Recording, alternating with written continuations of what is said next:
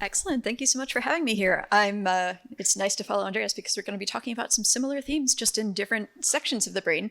I am very interested in how the brain controls survival behaviors. So the classical way you describe the brain is, you got your sensory processing, you decide what you're going to do about your sensory world, and then you carry out behaviors.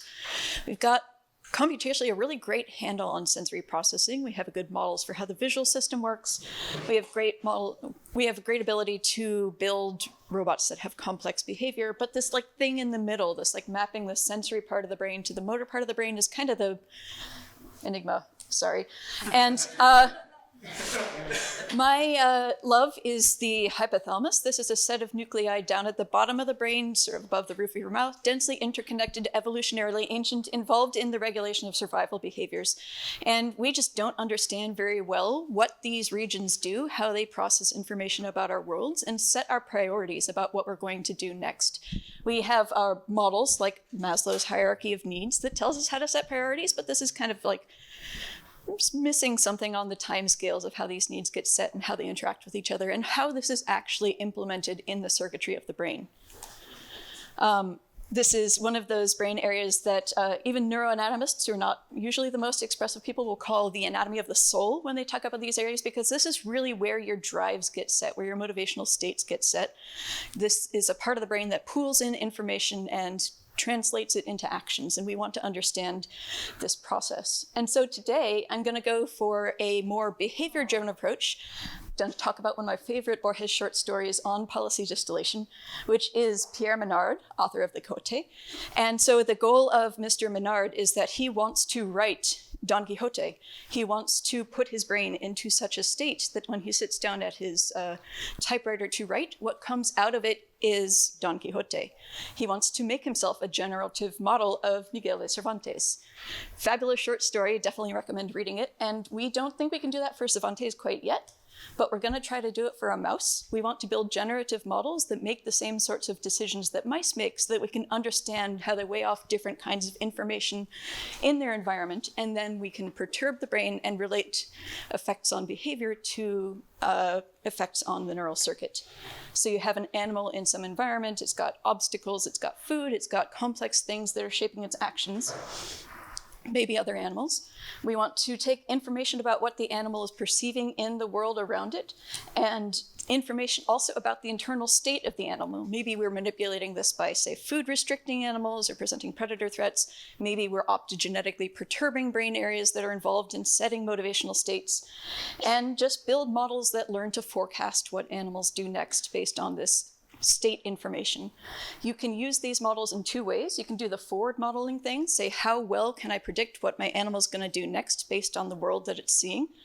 And then you can do the inverse modeling thing where you say, here's my animal, here's what it's seeing, here's what it did, what was its motivational state that made it do that thing. This is a thing we've been working on for years, but I think we've got something now with the revolution in generative modeling that we can really capture the multimodal distributions of actions that animals produce. Old school generative models had this huge mode collapse issue where you just kind of learned the average output. Diffusion models are really fantastic at conquering this problem, and we're starting to get to a point where we can really generate multimodal distributions of actions in response to the animal's environment.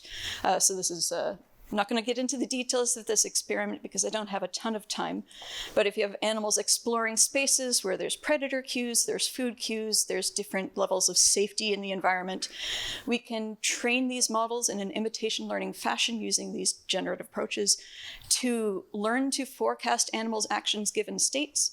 We can query the models and confirm that they generate distributions of actions that look like actual data, so we can conditionally sample our data, forecast see what happens in animals that are in a certain condition, and then compare those trajectories of animals to our model's forecasts and see that they actually can coincide fairly well. And then we can go in and we can query these models and try to understand if we tweak things about the animal's environment or the animal's internal state, what changes in the decisions that they make. And so this is the big picture goal that I want to understand, is how you weigh off different competing survival needs. We work with experimentalists who collect large amounts of behavioral data, hundreds of hours that they have sitting in lab on hard drives, and they've typically just extracted out single measures like how much did my mouse eat or how much time did it spend in a particular zone. We use these data sets to build these generative models of behavior. And we also work with people who are perturbing different deep brain nuclei that are known to integrate different motivational states. And we try to relate the effects of these perturbations to resulting changes in the dynamics of animal behavior and tease apart kind of one by one what these regions are doing to shift animals' priorities. So this is an example of hunger encoding neurons in the arcuate nucleus of the hypothalamus. They produce neuropeptide Y when animals are hungry. They send out these spokes to different parts of the brain, and these spokes modulate different types of behavior. The projection to parabrachial nucleus we just showed gates out inflammatory pain when you're starving and you need to go out and forage. You don't want to stay in your nest and respond to pain, so you turn off the pain processing so that you can prioritize feeding. There's a projection to medial preoptic area that changes your reproductive behavior and delays onset of puberty if you're starving, because you don't want to get pregnant if you are, if you're starving. And then there's these other projections that go to brain areas that integrate safety cues, threat cues, social information with this hunger information. And so by taking this behavior-driven approach in conjunction with neural imaging and studies of the cell types and the genes that these things are expressing, we want to kind of understand this logic that these deep brain structures are implementing for shaping our behaviors. Our other goal going forward is to take this generative modeling approach to the angle of social behavior. This is one of the most essential things to get right to survive and reproduce. You need to interact with members of your species adaptively.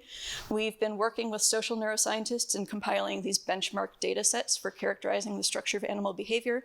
We put them online as Kaggle competitions for certain tasks like supervised behavior classification, but we also hope that these models will be useful for these kinds of forecasting-like tasks for learning how animals respond to their environments.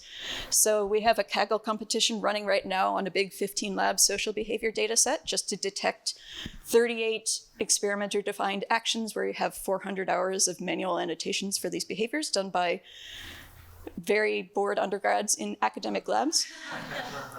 Recognizing these actions is of interest, but we also want to use this as a data set to better understand how animal state and history reshapes the decisions that they make. So with that, I'll thank you guys for your time and happy to take questions. Thank you. Bobby, you can already start projecting while I run to you. Awesome talk. Yeah, thanks. Quick question. My understanding of humans is that sometimes the basis of how we make decisions and goals is something we learn as children or set in adolescence. Absolutely. Do you think that knowing the behavior of these animals as a developmental profile would add to the predictive ability of these generative models? Yeah, we're working on some autism lines where we're looking over development and seeing how circuit structure changes as the brain develops and also how behavioral interactions change. The human versus mouse thing is also an interesting angle. Like, these deep brain structures are very conserved. We have a lot more top-down control over our behavior, but the dynamics of the regions themselves are something that I think it's feasible to study in a mouse. We have time for one more very short question. Okay, good. Well, thank you so much, and really appreciate it.